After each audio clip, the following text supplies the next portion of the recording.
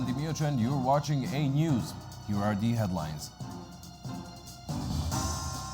Wildfires continue to ravage Los Angeles. Climate specialists warn of future extreme weather events.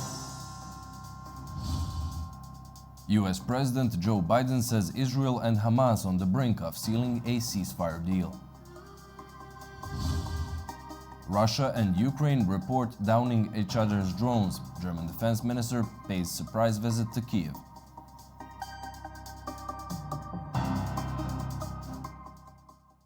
Thank you for tuning in. At least 24 people have died in the fires ravaging Los Angeles and 23 others are missing.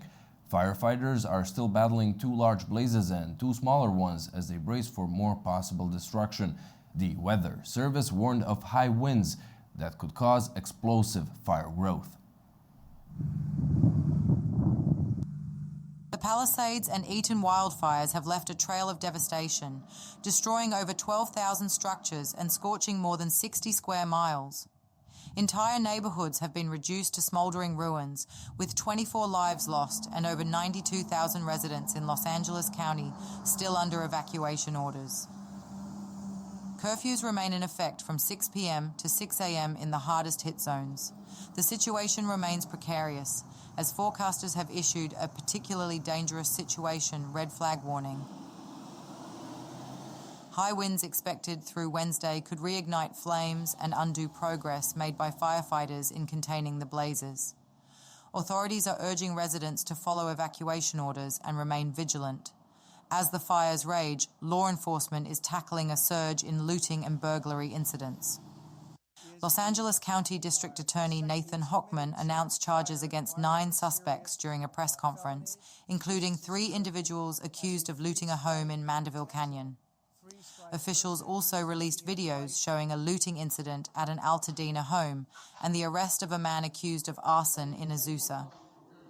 Surveillance footage from one residence captured burglars stealing $200,000 worth of goods. The first set of charges are against 3 individuals, Martrell Peoples, Damari Bell, and Travin Coleman.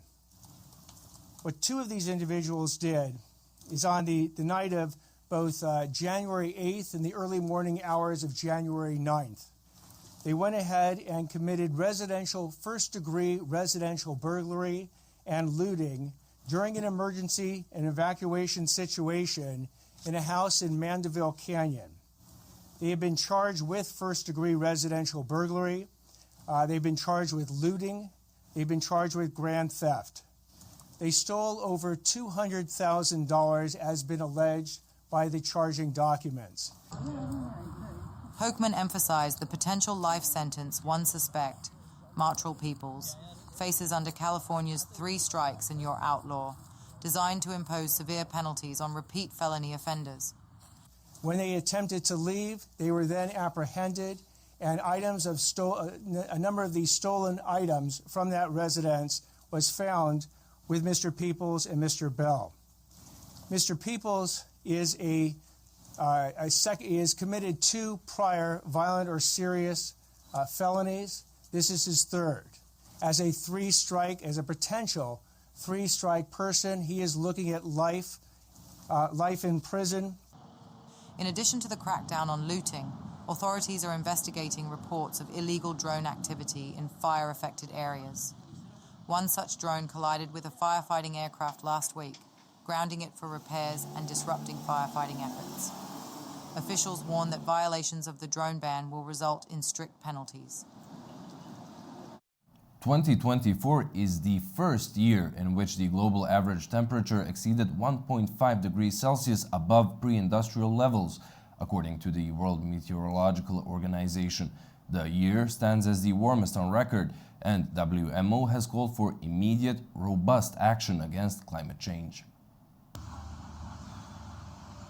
Extreme weather events intensified worldwide in 2024, including droughts in Italy and South America, fatal floods in Nepal, Sudan and Europe, deadly heat waves in Mexico, Mali and Saudi Arabia, and devastating cyclones in the US and the Philippines.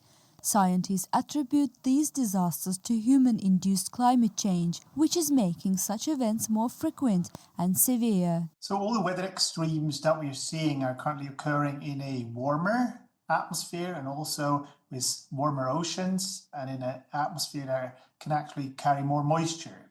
So all these actually contribute to the fact that heat waves, as we've experienced them in the past, become more intense and obviously also more frequent. Heat waves, now hotter and more frequent, occur nearly 3 times more often than in the pre-industrial era, with average temperatures 1.2 Celsius higher, according to the World Weather Attribution Group. Wildfires fueled by hotter, drier conditions are becoming more severe. This year, wildfires in Los Angeles killed dozens and destroyed over 12,300 structures. Factors like vegetation dying out and human activities, including arson and litter, contribute to wildfire spread. So wildfire are a complex type of event. So there are many factors playing in. That's the management of the forest. That's where we build our homes, how much they are affected. But climate change can also play in a role into all of this. And that's particularly that wildfire, that means very warm temperatures and very dry atmosphere, becomes more frequent. Storms and heavy rainfall are also intensifying due to warming atmosphere that holds more water. In 2024, atmospheric water vapor hit a record high, with the US experiencing its 3rd wettest year.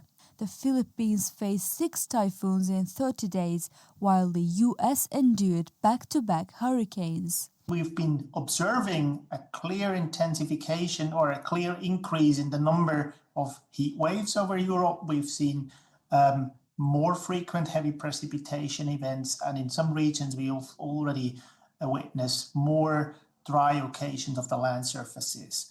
So what used to be a very rare event has become much more frequent. For instance, heat waves, as they occurred only once in 50 years, they already today have become 5 to 10 times more frequent, and this trend will continue as the climate continues to warm. Without significant reductions in greenhouse gas emissions, scientists warn that heat waves, wildfires, floods and droughts will worsen dramatically.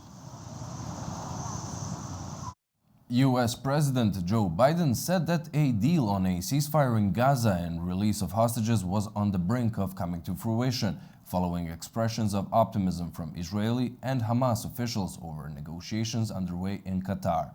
According to US officials, the first phase of the proposed deal would involve 33 hostages being released over a 42-day ceasefire in exchange for the release of Palestinian prisoners in Israeli jails.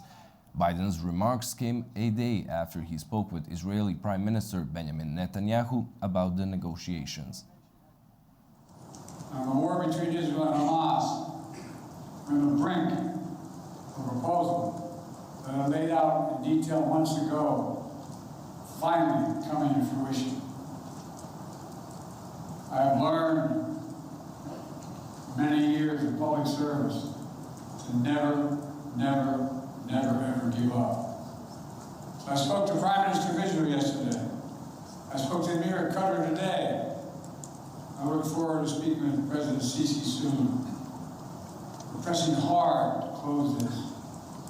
The deal we've structured would free the hostages, halt the fighting, provide security to Israel, and allow us to significantly surge humanitarian assistance to the Palestinians who suffered terribly in this war that Hamas started.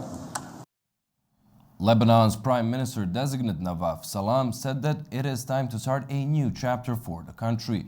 Salam, who was serving as president of the International Court of Justice before his designation as prime minister, cited priorities including rebuilding Lebanon from last year's devastating war between Hezbollah and Israel.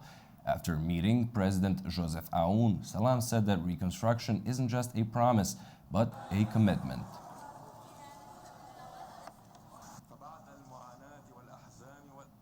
As the war in Ukraine rages on, both Kyiv and Moscow reported downing each other's drones over their respective territories overnight.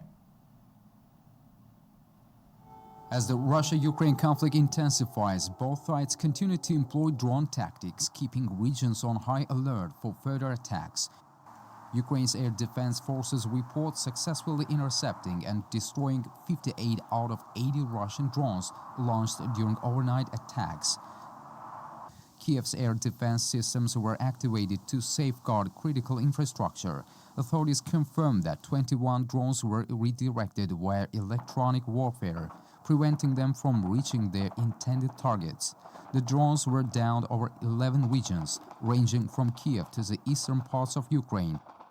Meanwhile, Russia claims that Ukrainian drones targeted key industrial and energy infrastructure during strikes on January 13th and 14th. Russian sources reported explosions and fires across at least 7 regions, including Saratov, Voronezh, Oryol, Tula, and Tatarstan. The drones involved were allegedly Ukrainian-made Leoty models, capable of reaching distances of up to 1,000 kilometers. One major incident occurred in Angel's Saratov region, where an industrial facility was damaged and an oil depot was set ablaze after being struck. As a precaution, schools in Saratov and Engels shifted to distance learning due to the threat of further drone attacks. German Defense Minister Boris Pistorius met with Ukrainian officials in Kyiv to evaluate the military situation and discuss additional aid. Pistorius signaled Berlin's backing of Kyiv ahead of Donald Trump's return to the White House. The visit comes amid debates in Berlin over continued support for Ukraine, with Germany's snap election approaching on February 23rd. Ahead of his Kyiv trip, Pistorius held talks in Warsaw with defense ministers of Poland, Britain, France, and Italy on implementing the new NATO goals, which the alliance is about to agree upon.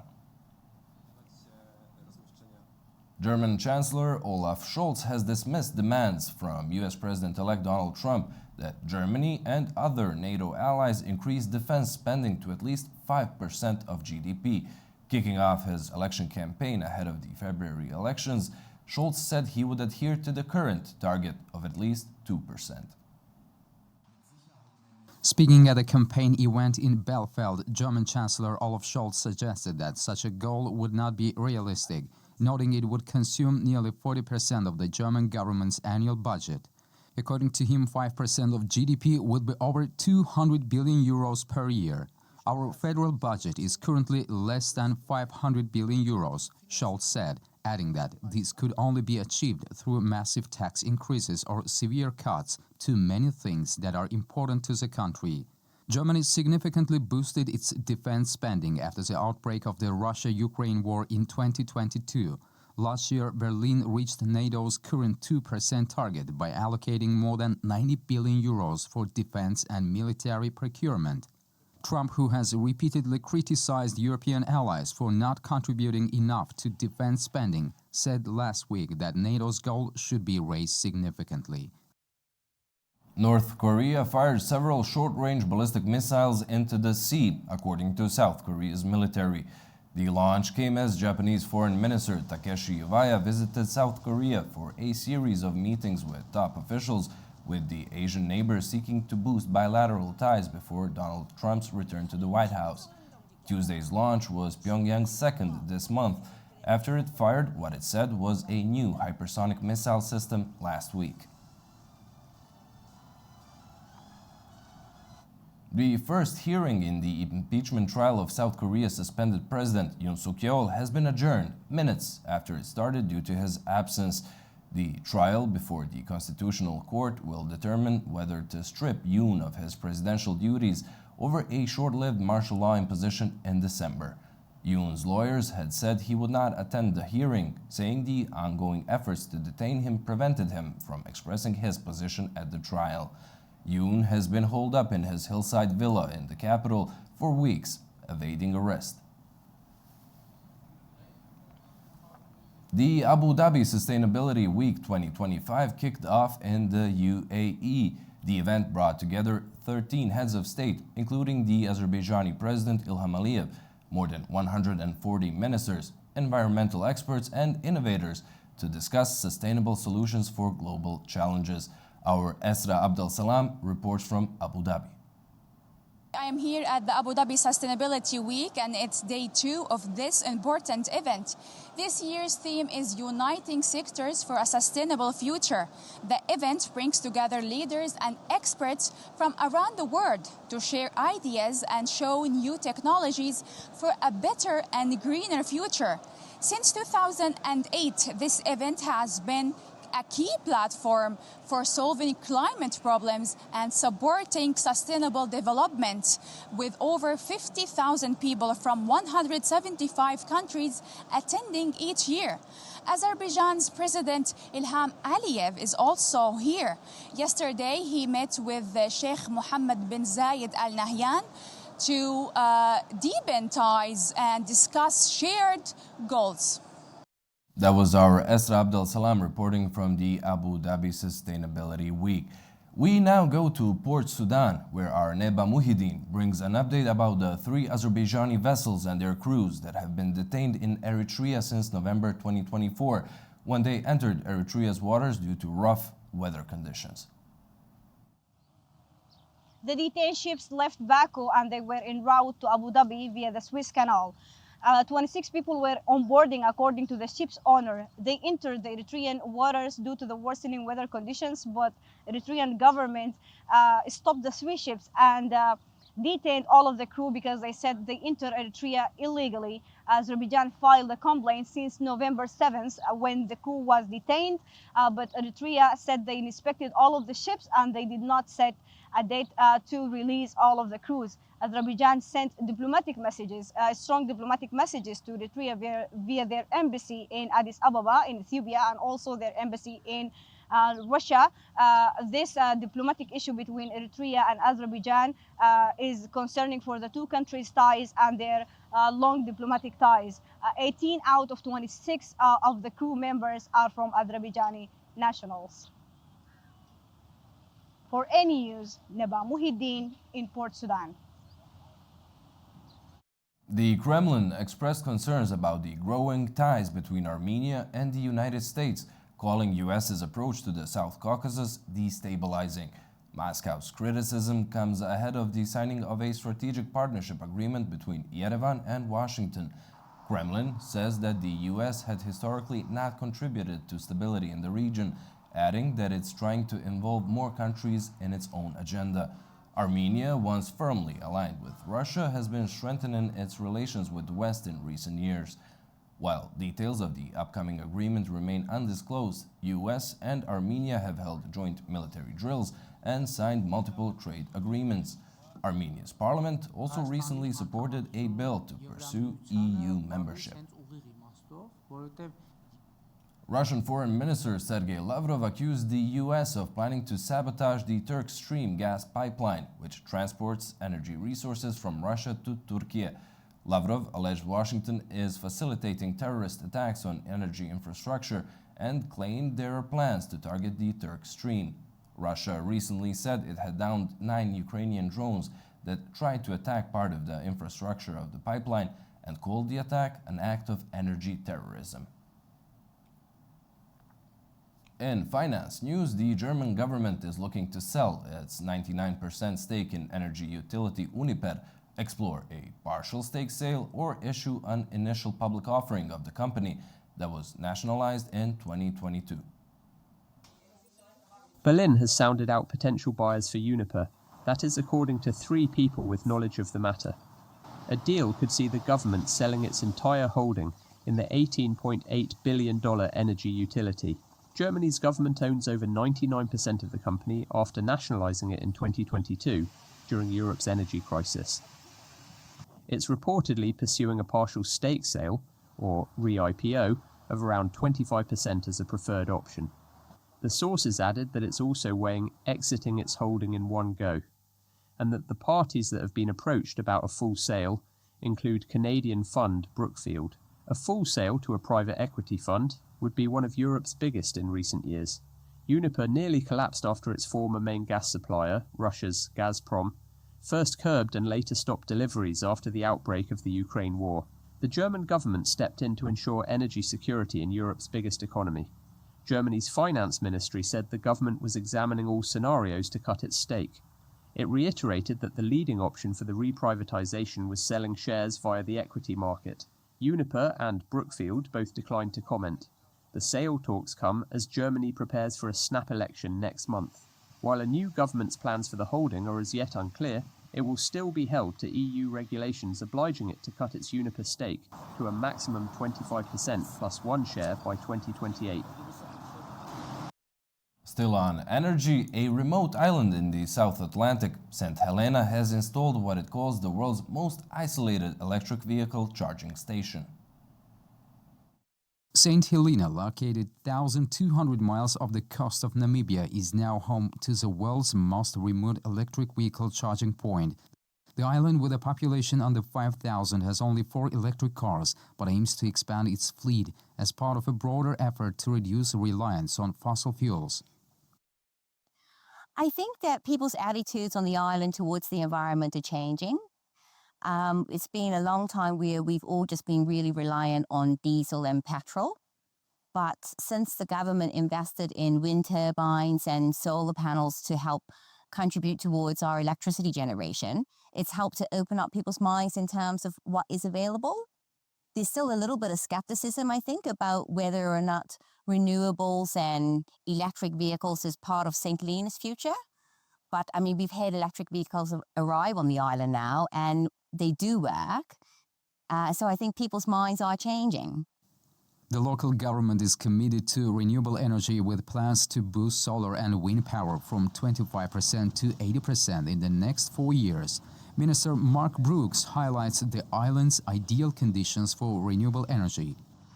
Where we are placed just below the equator, we have about 12 hours of sunlight a day, almost all year round. And because we're a small island in the middle of the ocean, there's always sort of a wind blowing through. So we do have really ideal conditions for solar and wind energy.